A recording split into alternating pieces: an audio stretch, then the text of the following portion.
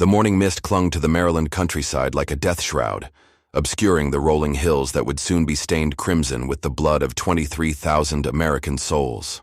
September 17th, 1862, dawned deceptively, peaceful near the small town of Sharpsburg, where the meandering Antietam Creek carved its lazy path through farmland that had never witnessed such carnage.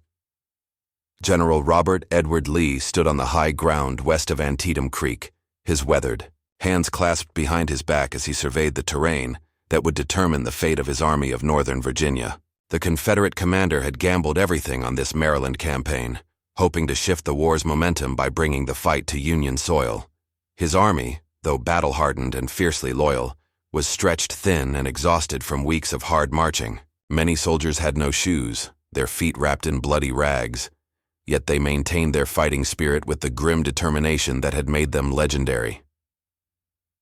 Across the creek, Union General George Brinton McClellan commanded the Army of the Potomac, a force nearly twice the size of Lee's army. McClellan, forever cautious and methodical, had been presented with an unprecedented opportunity. Days earlier, Union soldiers had discovered Lee's detailed battle plans wrapped around 3 cigars, dropped by a careless Confederate courier. The intelligence was a gift from Providence, revealing Lee's army was dangerously divided across multiple positions. According to historical accounts documented by the National Park Service, this discovery of Lee's lost order represented one of the most significant intelligence coups in military history. Yet McClellan, plagued by his characteristic hesitation and tendency to overestimate enemy strength, had squandered precious hours. Lee's scattered forces had barely managed to reunite near Sharpsburg, positioning themselves along the high ridges overlooking Antietam Creek. The Confederate line stretched thin, like a bowstring pulled to its breaking point, with barely 40,000 men facing McClellan's 87,000. The Union commander's plan called for a coordinated 3-pronged assault. General Joseph Hooker's First Corps would strike the Confederate left at Dunker Church, while General Ambrose Everett Burnside would assault the Stone Bridge on the Confederate right. The main thrust would come through the center, where General Edwin Vose Sumner's Second Corps would attempt to break Lee's line once the flanking attacks had drawn Confederate reserves. As the first pale light of dawn crept across the battlefield, soldiers on both sides made their final preparations. Confederate artillery crews checked their ammunition supplies, knowing each shell was precious and irreplaceable. Union soldiers fixed bayonets and adjusted their cartridge boxes, understanding that this day would demand everything they possessed. The air grew heavy with anticipation as officers synchronized their pocket watches and whispered final instructions to their subordinates. Regimental flags hung limp in the still air, waiting for the wind that would soon carry the acrid smoke of battle across the Maryland countryside. Young men, many barely old enough to shave, gripped their muskets with sweaty palms and thought of homes they might never see again. In the distance, church bells from Sharpsburg chimed 6 o'clock, their peaceful tolling soon to be drowned by the thunder of artillery and the screams of the wounded and dying. The morning stillness shattered at 5:30 when Union artillery opened fire from across Antietam Creek. Shells screamed overhead, like banshees, exploding among the Confederate positions with earth-shaking violence. The bombardment served as a deadly reveille, awakening both armies to the reality that this September day would witness unprecedented slaughter. General Joseph Hooker's First Corps advanced through the pre-dawn darkness, their boots crushing wet cornstalks in the field that would soon bear his name. The 20-acre cornfield stood tall and green, its rows providing concealment for both advancing Federals and waiting Confederates. Hooker, an aggressive commander known as Fighting Joe, had positioned his men for a devastating assault on the sea. Dunker Church, a small whitewashed building that served as a key Confederate strongpoint. Confederate General Stonewall Jackson had anticipated this attack, positioning his men with the cunning that had made him famous in the Shenandoah Valley. His troops lay concealed among the corn rows, their muskets loaded and ready. The Texas Brigade, commanded by Brigadier General John Bell Hood, crouched in the northern portion of the field, while other Confederate units extended the line toward the church. At 6 o'clock, Hooker's men entered the cornfield in battle formation, their blue uniforms barely visible in the morning gloom. The silence was unnatural, broken only by the rustle of corn stalks and the distant rumble of artillery. Then, without warning, the cornfield erupted in a blaze of musket fire that illuminated the dawn with deadly flashes. Confederate soldiers rose from their concealment like specters, pouring devastating volleys into the advancing Union ranks.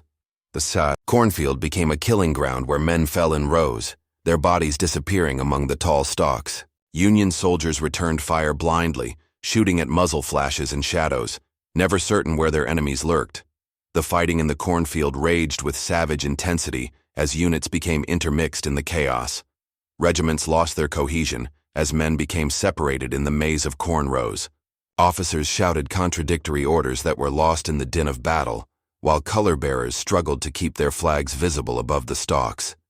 Historical documentation from the Antietam National Battlefield indicates that the cornfield changed hands multiple times during the morning assault, with neither side able to maintain control. Private David Thompson of the 9th New York Infantry later wrote of the experience. The whole landscape turned red as men from both sides fell. Among the corn, the field became so choked with bodies that soldiers had to step on their fallen comrades to advance. General Hood's Texans fought with desperate ferocity, knowing their position was crucial to the Confederate defense. These weathered veterans had followed Hood through numerous battles, and they understood that retreat might mean the collapse of Lee's entire left flank. They poured controlled volleys into the advancing Union lines, reloading with the mechanical precision born of countless engagements. As the morning progressed, both sides fed fresh troops into the meat grinder of the cornfield. Union reinforcements advanced through the stalks, stepping over the bodies of their predecessors, while Confederate reserves rushed forward to plug gaps in their thinning line. The corn stalks, initially green and vibrant, became stained with blood and trampled into crimson mud. The battle for the cornfield would rage for 3 hours, consuming regiment after regiment in its insatiable hunger for human sacrifice. By 9 o'clock, the field would be swept clean of standing corn, the stalks cut down by bullets as effectively as any scythe, leaving behind only scattered bodies and the groans of the wounded. Neither side could claim victory in this opening phase, but both had paid a terrible price for a few acres of Maryland farmland. By 10:30 in the morning, the cornfield had claimed thousands of casualties, but the day's bloodiest fighting lay ahead. General Edwin Vaugh's Sumner's 2nd Corps advanced across Antietam Creek, their objective a sunken farm road that Confederate forces had transformed into a natural fortress. This ordinary country lane, worn down by years of wagon traffic, would soon earn a name that would echo through history: Bloody Lane.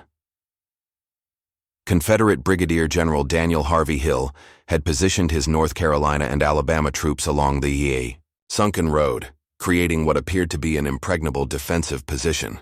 The road's banks provided perfect cover, allowing Confederate soldiers to fire upon attacking Union forces while remaining largely protected from return fire. Hill's men had stacked fence rails along the road's edges, creating additional barriers that would funnel Union attackers into deadly killing zones.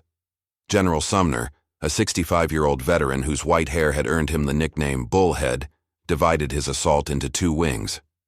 The Irish Brigade, commanded by Brigadier General Thomas Francis Meagher, would spearhead the attack with their characteristic valor and reckless courage. These Irish immigrants, many fleeing the potato famine of the previous decade, had already distinguished themselves in earlier battles with their fearless charges and emerald green battle flags. The Union advance began across open fields that offered no concealment from Confederate marksmen. Sumner's men moved forward in parade ground formations, their bayonets gleaming in the morning sun, presenting perfect targets for the hidden defenders. The sight was magnificent and terrible. Thousands of blue-uniformed soldiers advancing in perfect lines across the Maryland countryside, drums beating cadence, officers mounted on horseback, regimental colors snapping in the breeze. Confederate soldiers waited in the sunken road, their muskets resting on the earthen banks, fingers poised on triggers.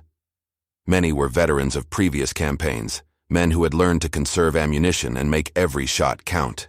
They watched the approaching Union lines with the cold calculation of experienced killers, estimating range and selecting individual targets. Contemporary accounts preserved in the Library of Congress described the Confederate position in Bloody Lane as virtually impregnable, with defenders protected by natural earthworks that made frontal assault nearly suicidal. At precisely 11 o'clock, Hill's Confederates opened fire with a rolling volley that swept the Union ranks like an invisible scythe. Entire companies seemed to melt away as bullets found their marks with devastating accuracy. The Irish Brigade, advancing with their traditional battle cry, suffered horrific casualties in the opening moments. Their green silk flags, embroidered with Irish harps and shamrocks, became magnets for Confederate fire. Yet the Union soldiers pressed forward with remarkable courage, stepping over their fallen comrades to continue the assault. Fresh regiments advanced to replace those that had been shattered, maintaining pressure on the Confederate line despite appalling losses. The field before Bloody Lane became carpeted with blue uniforms, the wounded crawling toward safety while the dead lay still in the morning sun. The fighting intensified as Union forces found positions from which they could return effective fire. Sharpshooters began picking off Confederate officers and artillery crews, while massed volleys swept the sunken road with increasing accuracy. What had begun as a one-sided slaughter gradually evolved into a deadly exchange that consumed men at an alarming rate. For over 2 hours, the battle raged along Bloody Lane with neither side able to gain decisive advantage. Confederate ammunition began running low, while Union reinforcements continued arriving to replace their casualties. The road that had provided such excellent protection was gradually becoming a trap, as bodies piled upon bodies in the narrow confines. The balance of power at Bloody Lane shifted dramatically when 2 Union regiments discovered a fatal flaw in the Confederate position. The 5th New Hampshire and 81st Pennsylvania had been maneuvering through the chaos when they reached a small rise that provided an overlooking position on the sunken road. From this vantage point, they could fire directly down into the Confederate trenches, turning the defenders' protection into a killing ground. Colonel Edward Ephraim Cross of the 5th New Hampshire, a hard-bitten veteran with a black beard and fierce temperament, immediately recognized the tactical opportunity. His men had suffered heavy casualties in the morning's fighting, but those who remained were seasoned fighters capable of delivering accurate fire under pressure. Cross positioned his regiment carefully, ensuring maximum fields of fire into the packed Confederate positions below. The Confederate defenders, who had been firing effectively at Union forces to their front, suddenly found themselves under attack from an unexpected direction. Bullets began raining down into the sunken road from above, finding targets among the closely packed Southern soldiers who had nowhere to retreat. What had been a strong defensive position became a death trap in minutes. Brigadier General Daniel Harvey Hill desperately tried to reposition his forces to meet this new threat, but the confines of the sunken road made tactical movement nearly impossible. His men were packed so tightly in the narrow space that the dead couldn't fall without supporting the living. Confederate soldiers began scrambling out of the road, abandoning their strong position in desperate attempts to escape the plunging fire from above. Military historians, as documented in Bruce Catton's definitive work, Mr. Lincoln's Army, consider this flanking movement one of the most decisive tactical developments of the entire battle. The Union breakthrough created panic among Confederate units that had fought with stubborn courage throughout the morning. Entire companies began streaming away from Bloody Lane, their officers unable to maintain control as discipline collapsed under the relentless pressure. The retreat threatened to become a complete rout that could split Lee's army in half. General Robert Edward Lee, observing the crisis from his command position, immediately grasped the desperate nature of the situation. If Bloody Lane fell completely, Union forces would have a clear path into the heart of his defensive line, potentially splitting his army and forcing a general retreat across the Potomac River. Lee ordered every available reserve unit forward, including his precious artillery batteries that had been held in strategic reserve. Confederate reinforcements arrived at Bloody Lane just as the position seemed on the verge of complete collapse. Fresh regiments from General James Longstreet's corps rushed forward, bayonets fixed, determined to plug the gap before Union forces could exploit their breakthrough.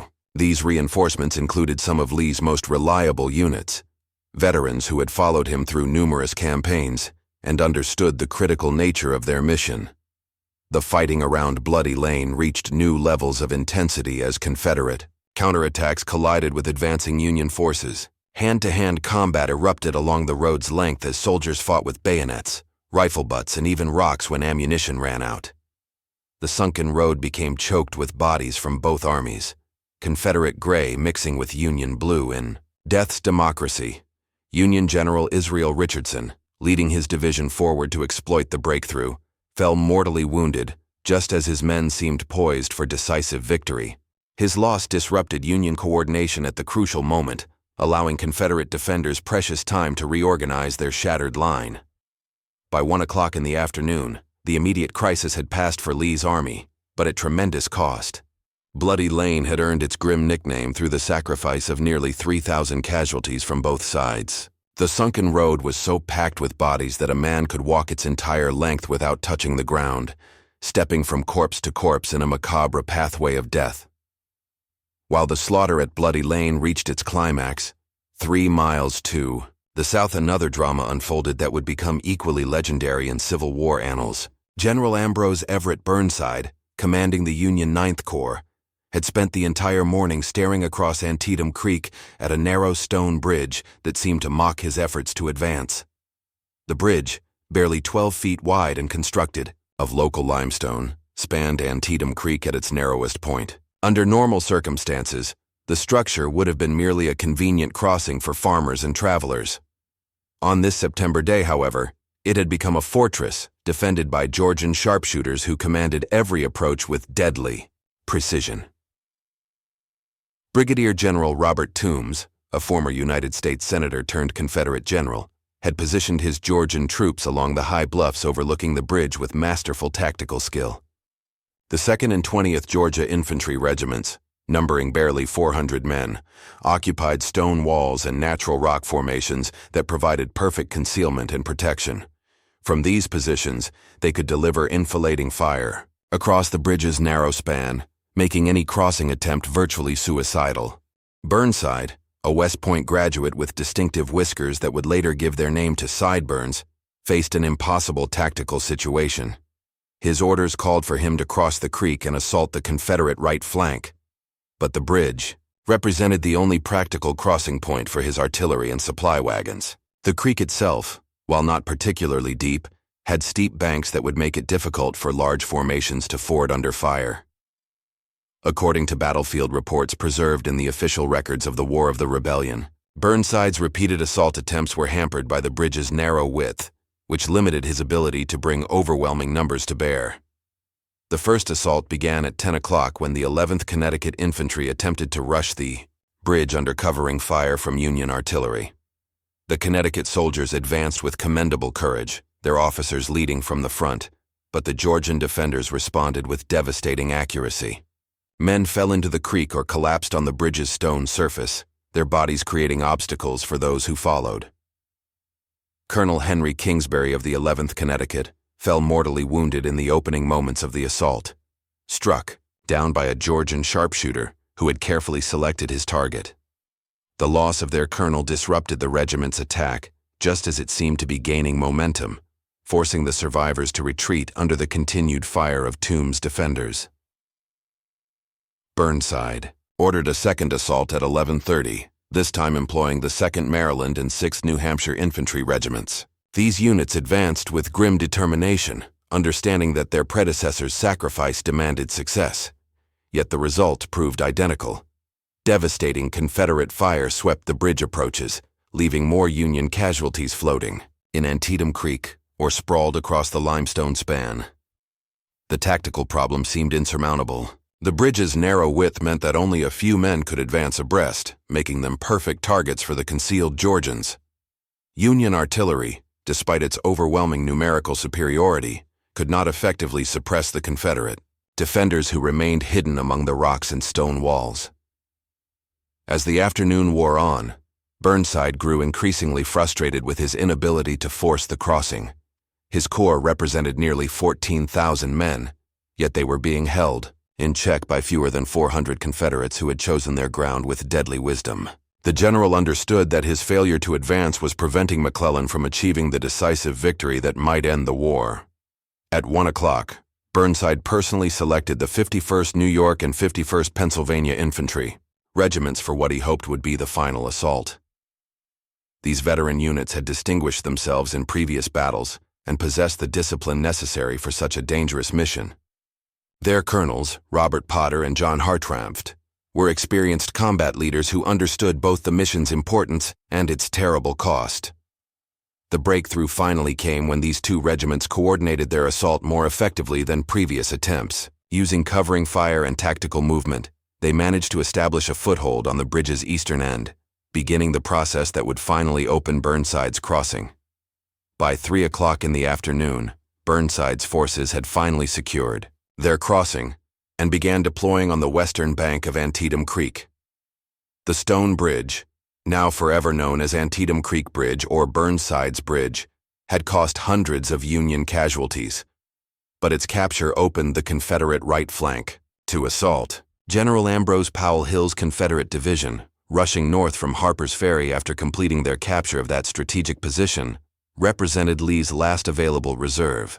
The Union Ninth Corps, having spent hours fighting for the bridge crossing, now advanced with methodical determination across the rolling terrain toward Sharpsburg. Their objective was the town itself, and success would place Union forces in Lee's rear, potentially cutting off the Confederate Army's retreat route across the Potomac River.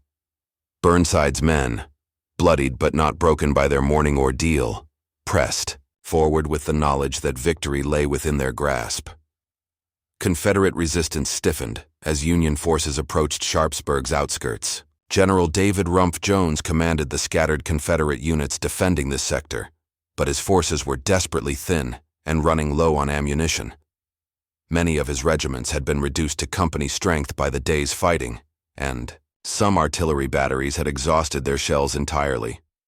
The crisis deepened when Union forces captured Cemetery Hill, a key terrain feature overlooking Sharpsburg from the southeast. From this position, Federal artillery could bring direct fire to bear on the town's streets, potentially making Lee's position untenable.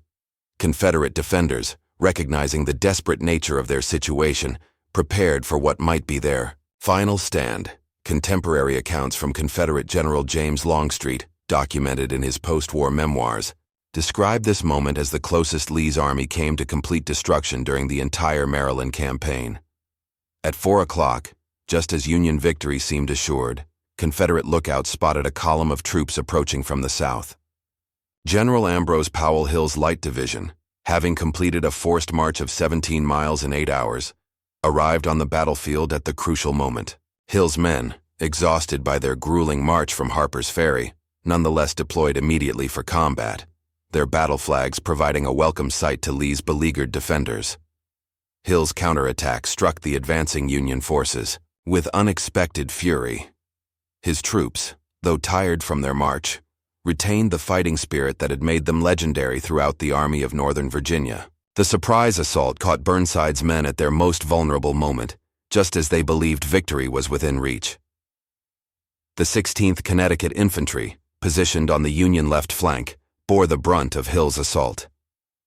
These New England soldiers, many seeing combat for the first time, initially held their ground with commendable courage. However, the intensity of the Confederate attack, combined with their own exhaustion from the day's fighting, eventually forced them to give ground. Hill's arrival stabilized the Confederate right flank, just as it seemed about to collapse entirely. His veteran regiments, despite their fatigue, managed to push Burnside's forces back toward Antietam Creek, eliminating the immediate threat to Sharpsburg. The town remained in Confederate hands, preserving Lee's line of retreat across the Potomac. As evening approached, both armies settled into exhausted defensive positions. The Battle of Antietam had raged for over 12 hours, consuming men and material at a rate unprecedented in American military history. The casualties were staggering: over 12,000 Union soldiers killed, wounded, or missing, and nearly 11,000 Confederate losses from an army that could ill afford such sacrifice. General McClellan, despite possessing overwhelming numerical superiority and having achieved tactical success at multiple points, chose not to renew the assault on September 18th. His caution, which had characterized his entire command, prevented him from delivering the decisive blow that might have ended the war. Lee's army, though bloodied and desperate, remained intact and capable of continued resistance. On the night of September 18th, Lee began withdrawing his army across the Potomac River into Virginia. The Maryland campaign had failed in its strategic objectives, but the Army of Northern Virginia had escaped destruction through courage, skill, and McClellan's hesitation. The bloodiest single day in American history had ended without decisive resolution, ensuring that the war would continue for 2.5 more years, claiming hundreds of thousands of additional lives before peace finally returned to a reunited nation.